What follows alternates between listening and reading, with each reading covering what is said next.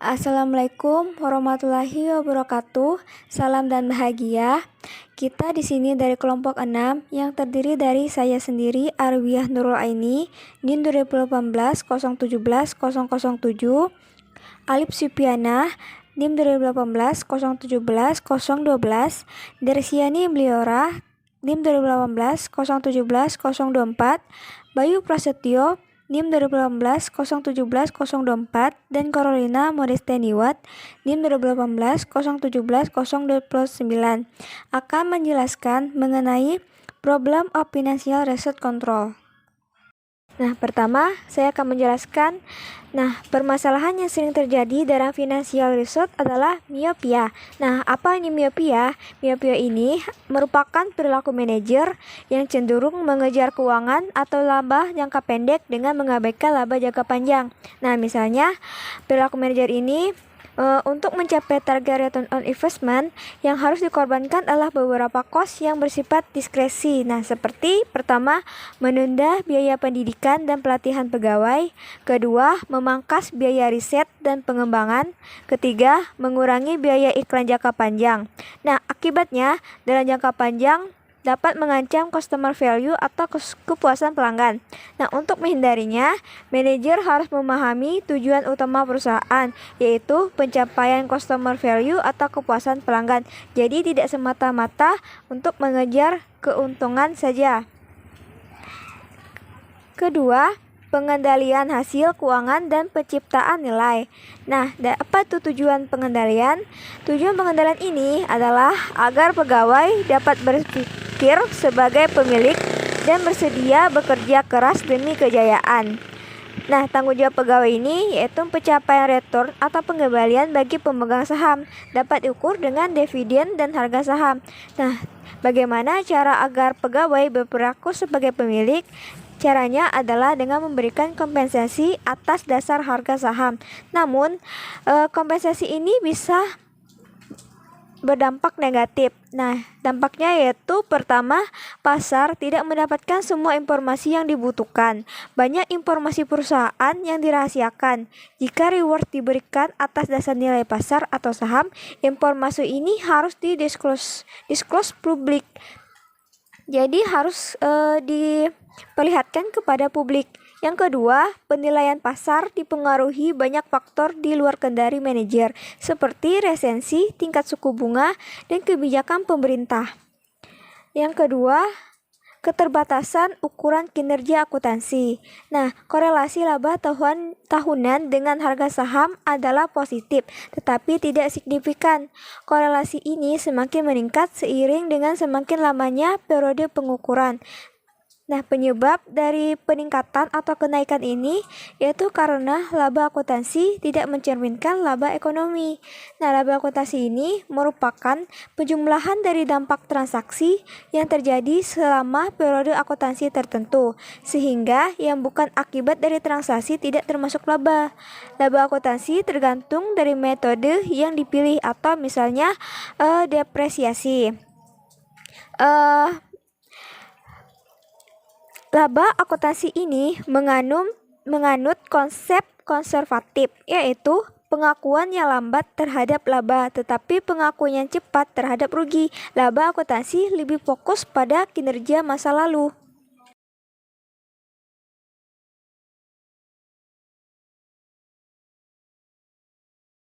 Yang selanjutnya, laba akuntansi dan miopia.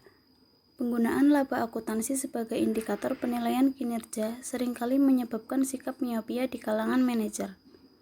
Hal ini disebabkan manajer bertanggung jawab terhadap pencapaian laba jangka pendek, sehingga menunda investasi yang prospektif di masa depan meskipun memberikan net present value positif.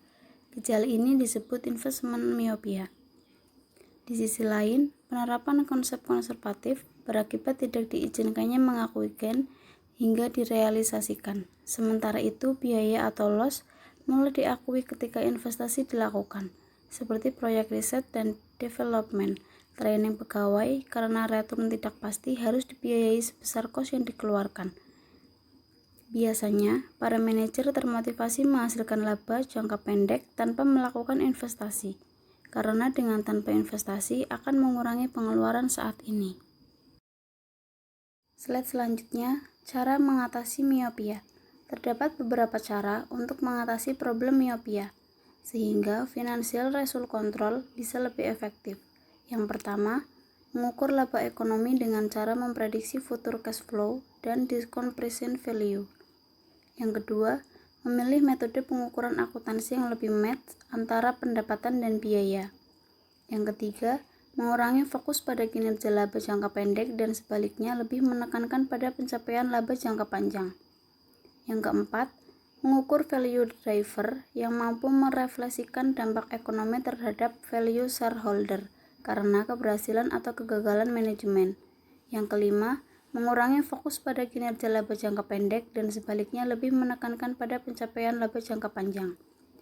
Yang keenam, menggunakan financial result control untuk penilaian kinerja operasional saja. Problem of financial result control, return on investment. Berikutnya, ROI dan organisasi divisi. Divisi atau pusat investasi merupakan center yang kinerjanya diukur atas dasar laba yang diperoleh serta investasi yang digunakan untuk mendapatkan laba. Agar otonomi masing-masing divisi bisa terjaga dengan baik, maka diperlukan desentralisasi. Desentralisasi merupakan pelimpahan wewenang atau otoritas dalam pengambilan keputusan kepada level bawahnya. Jika organisasi sudah semakin kompleks, kontrol tidak mungkin dilakukan secara langsung. Kalaupun bisa, pasti prosesnya akan lambat. Dengan divisionalisasi maka akan lebih cepat dalam pengambilan keputusan, sehingga top manajemen akan lebih fokus ke masalah strategis. Berikutnya, ukuran kinerja ROI. ROI merupakan rasio laba akuntansi yang dihasilkan oleh divisi dibagi dengan investasi yang dikeluarkan oleh divisi tersebut. Organisasi divisi terdiri dari berbagai pusat pertanggungjawaban. Manajer divisi bertanggung jawab terhadap pencapaian target laba divisi. ROI digunakan sebagai salah satu ukuran kinerja manajer divisi. Pengukuran ROI akan dilakukan secara periodik, kuartalan, bulanan, ataupun tahunan. ROI dapat ditentukan dengan formula sebagai berikut. ROI sama dengan penjualan dibagi dengan investasi kali dengan laba bagi dengan penjualan. Berikutnya, ROI sama dengan laba dibagi dengan investasi. Berikutnya, ROI problems. Yang pertama itu ada suboptimasi. Pengukuran kinerja divisi dengan menggunakan return on investment dapat menciptakan masalah suboptimasi dengan mendorong manajer cenderung melakukan investasi yang membuat divisinya kelihatan bagus, meskipun investasi tersebut tidak menguntungkan organisasi. Sinyal kinerja yang menyesatkan, misleading performance sinyal.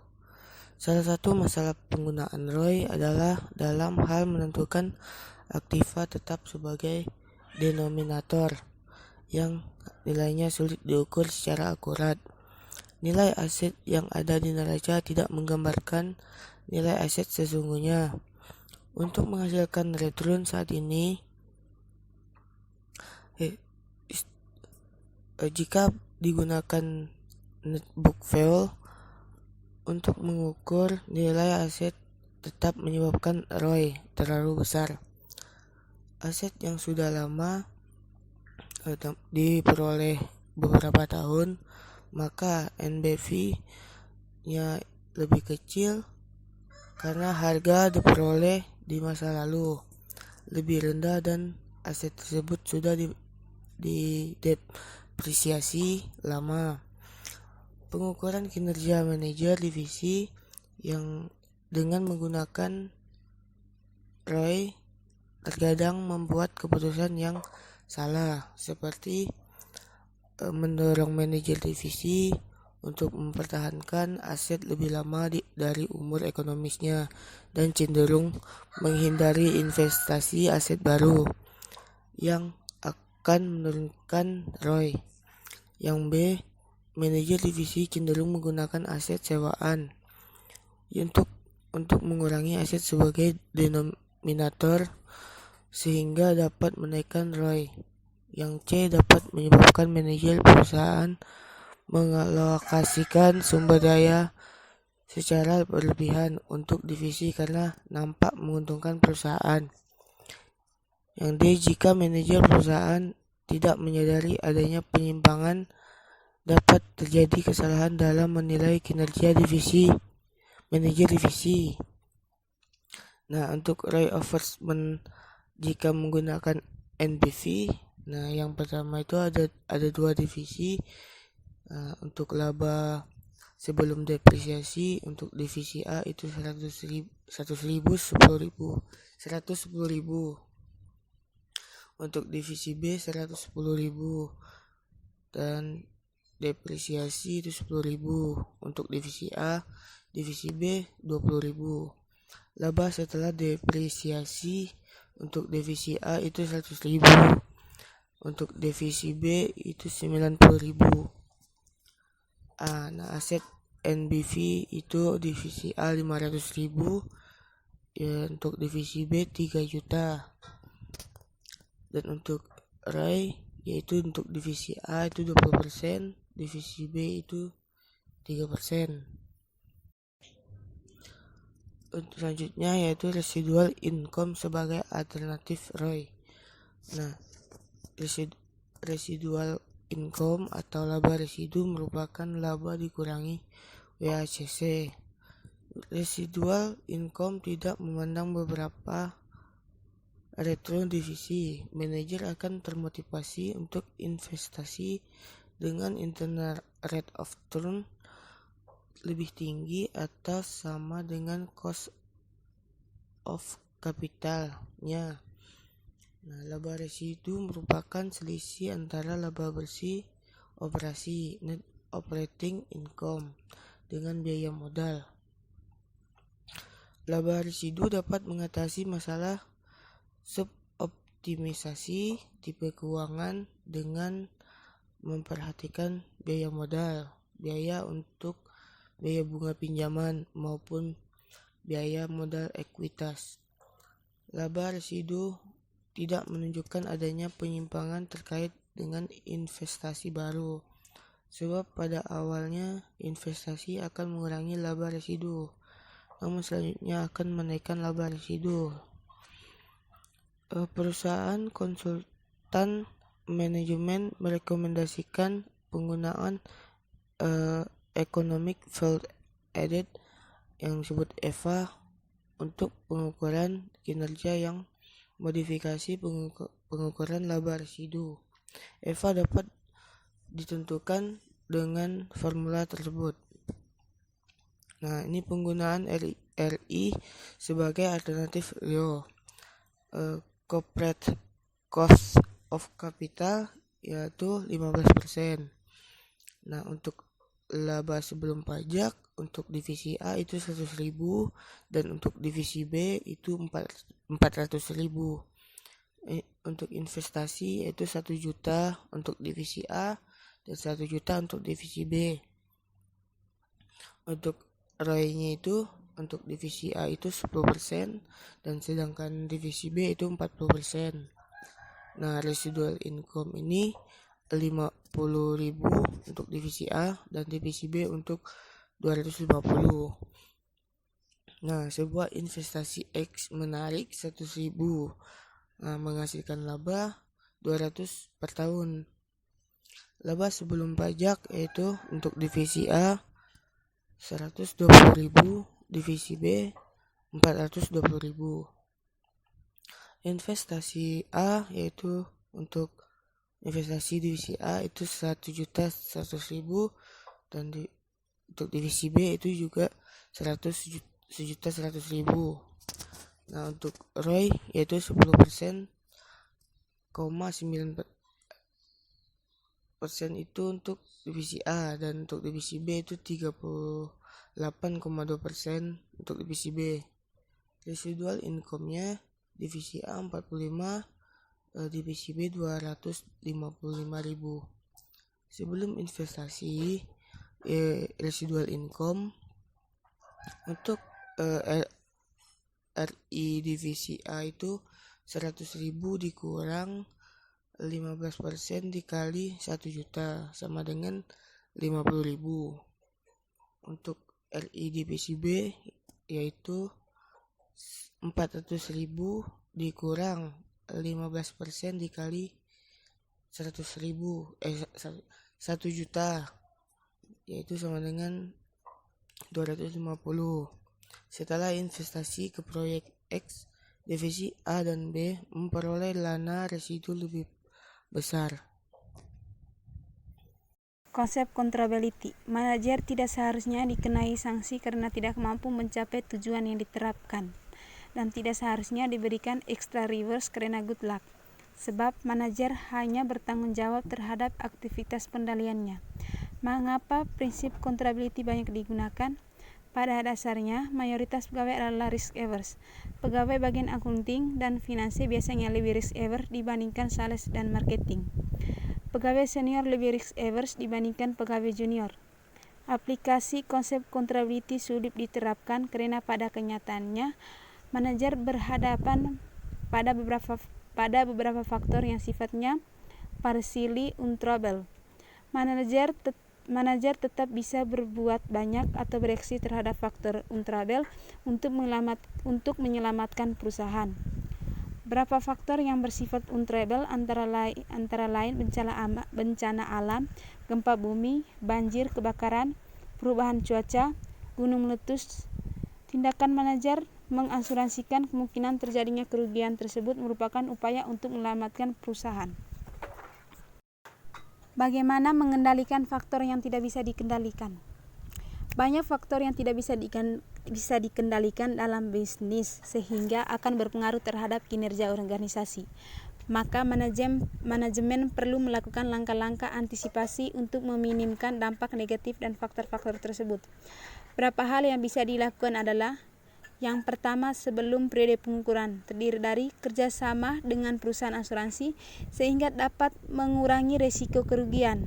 Terus, mendesain struktur dan proses pertanggungjawaban manajemen yang tepat. Misalnya, manajemen produksi atau penjualan tidak akan bertanggung jawab terhadap keputusan pendanaan dan keputusan investasi. Yang kedua, setelah periode pengukuran, tetap sebelum pemberian rewards. Yang pertama itu, lakukan analisis selisih secara cermat dan akurat, meliputi selisih biaya produksi, selisih biaya bahan baku, selisih biaya tenaga kerja langsung, dan selisih biaya overhead pabrik. Terus, menggunakan anggaran fleksibel sebagai standar kinerja, sebab anggaran fleksibel ini disusun untuk berbagai level capaian kinerja sehingga lebih akurat dalam pengukuran kinerja divisi. Yang terakhir, melakukan evaluasi kinerja relatif dan evaluasi kinerja subjektif berdasarkan judgement manajer senior. Sekian presentasi dari kelompok kami, semoga bermanfaat. Bila ada salah kata, kami mohon maaf yang sebesar-besarnya.